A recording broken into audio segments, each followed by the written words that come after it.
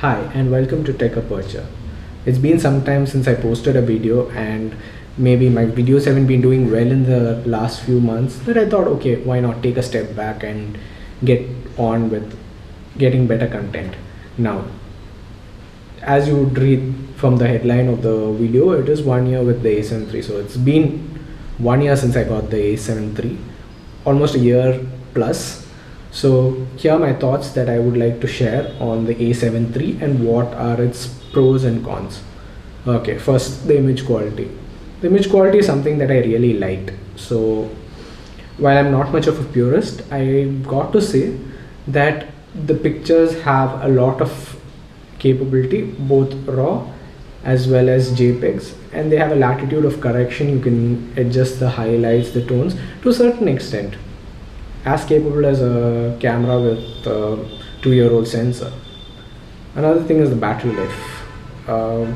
Last monsoon, I used the camera for about 4 weeks or more without charging, and it still kept going. It was 50% at the end of close to 28 days, and on an average 20 shots per day, at least 2-minute videos every alternate day, and it still lasted that long. That means it'll last you longer if you use it well. Video modes. Now the video is something that this camera is good at, but not much talked about as its future brothers like the A7S3, the A7C, as well as the A7R4 and the A6600, the A6400, and all come with real-time tracking IAF and real-time IAF, which works well in the video domain.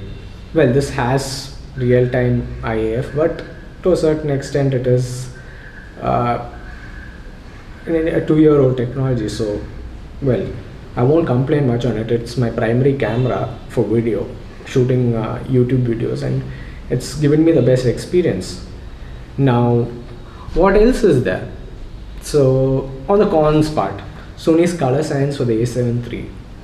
Sony has come to realize that with the color sciences of the A7III, it required people to break a head to get color sciences right, especially in camera or at least by post-processing.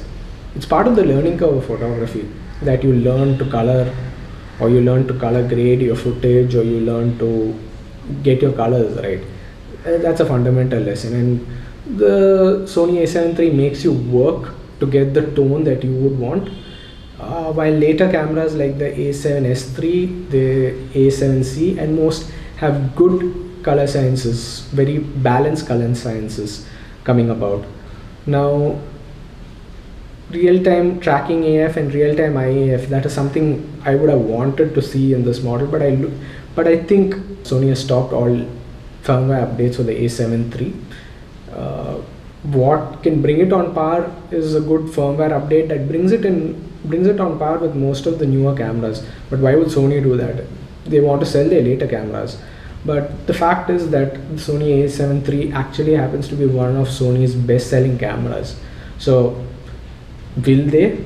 Won't they? That is a question all are waiting to be answered. Most likely, Sony is going to launch the A7 IV next year, and in that they'll most probably bring this feature that a lot of people who have been asking in the A7 III. So most likely you won't get a firmware, but if a firmware comes, at least it improves the autofocus performance or gives it a new zing of life. That will be more than enough. What are my expectations? My expectations are simple from this camera. Sony, please bring about the real-time tracking AF as well as real-time animal eye autofocus. While this might be just a futile prayer, I just look towards seeing this camera achieve its possibility that it can be on par with the other cameras. I know there are a lot of limitations, say the Bion's processor in this generation compared to the next generation, which allows for those real-time calculations and data exchange. but it is one thing that I would like to see. Final take, the Sony A7 III is the best camera that was launched 2 years back. Comparatively to today's cameras, it still holds its ground and looks like it might sell well in the coming years also.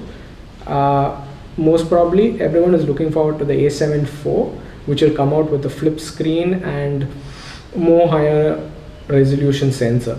And Sony is very good at the sensor game, so you can expect a lot from the A7 IV. Prosumer mirrorless camera from Sony, and that is to be waited and watched. It's most likely next year that it will be launching.